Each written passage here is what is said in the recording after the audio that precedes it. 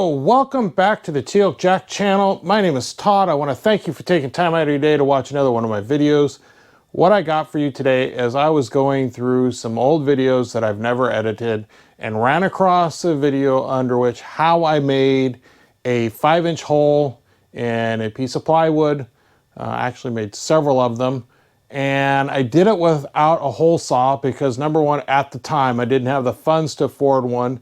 And number two, I just couldn't go out to the store to go get one with the whole lockdown COVID thing. Yeah, I could have bought from Amazon, but it's my least favorite option that I like to use.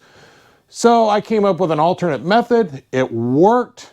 Unfortunately, it also killed my Chinese version, so to speak, of a Dremel tool, the hand router. So it's down, and so now I got to go buy a new one of those anyway. But I thought I would show you how I did those holes, so watch this. Today I've got a little project I'm going to show you and what I'm doing. I'm building myself a new light to go over one of my workbenches so I can see things better. And I had bought these lights a couple years ago, right there. They're an LED light. I got them for, I don't remember how much I paid. I've had them sitting around for 2 years, had other projects to do, and now it's time to get the light up because I'm tired of dealing with flashlights and darkness. So I needed to drill or get myself roughly a 5-inch hole, and I tried a couple techniques. This one was just strictly drilled the hole and then used a tool and made my circle.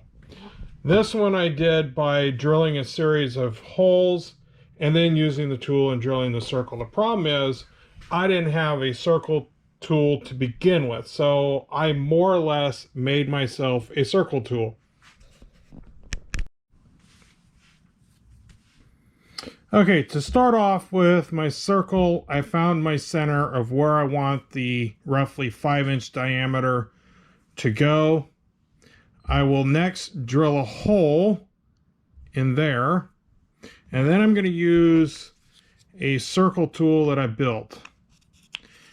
This is 2 pins that go inside a square used for marking. And I'm using both of those as the center pole to use like as a compass. And this is only due to the fact that I have a compass. My kids have taken it and I can't find it. So I came up with another solution to get me a circle. So I'm going to get this drilled, I'll make the circle, I'll outline it in pencil, and then I'll get back. Okay, you can see I got my circle now drawn in. So I've come up with my own circle saw, so to speak. And that involves one of these pins again out of a square, and this piece of wood that I cut a slot in on my scroll saw. Then I'm taking a off-brand Dremel-ish style hand router that has one of these mounts for it so you can route your whatever you want by utilizing the slider. This piece goes in the center. And so what I've done is with that slot, this now fits into this slot, and I will pre-drill myself a hole, and then I'll get to cutting. And I'll try and find an angle to show you at least how I go once I get this thing started. Okay, I have my first hole drilled. Then I'm going to stick the tool in and try and take it out to the edge slightly so I can get it into the other part of my homemade tool.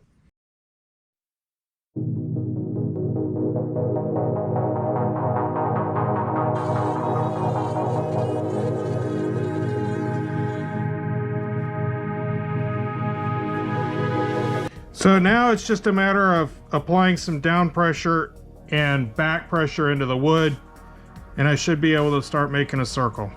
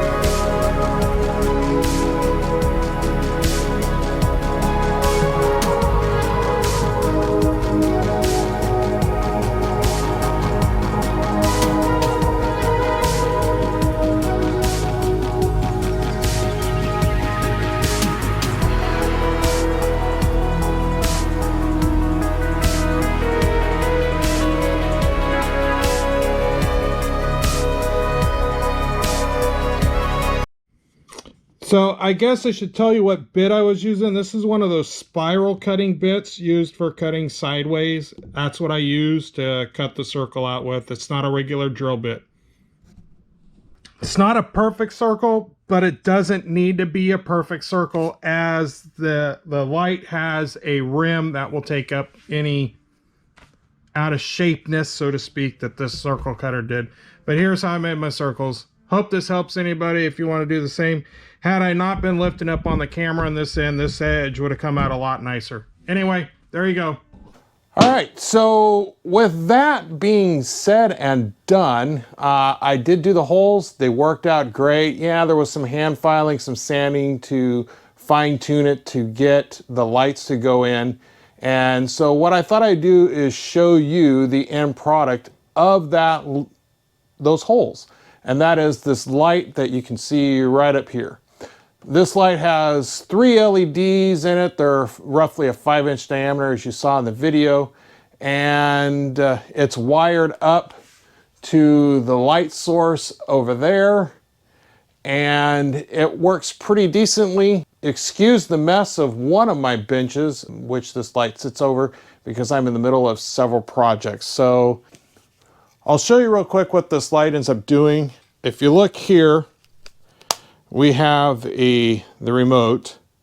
And so this remote powers on the lights, as you can see. And one of the nice features about these lights is they do swivel, like you can see here. I have this light aimed down at my scroll saw, which puts a much needed light on that, so when I go to use the scroll saw, I can see what I'm doing. And if I need it more under the bench, I can tilt it back the other way. It gives me more light down here on the bench.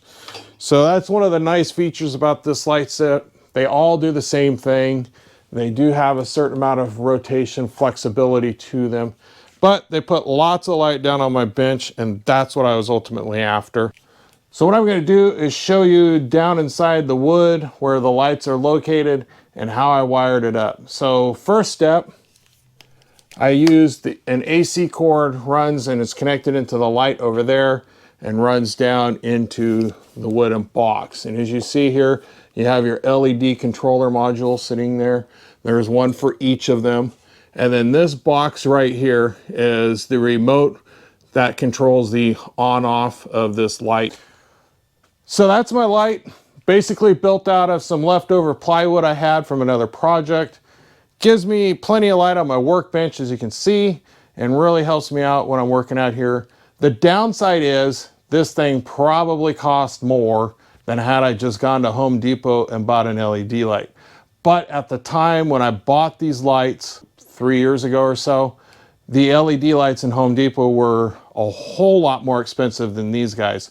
Anyway, I thought I'd show you that. Take care. God bless. Thanks for watching. We'll see you next time.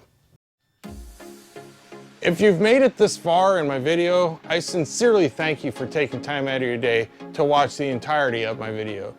If you like my content, please hit the like button and turn your bell on. You'll receive a notification anytime I post a new video. Also, if you wouldn't mind, hit the subscribe button. You'll find the link up here.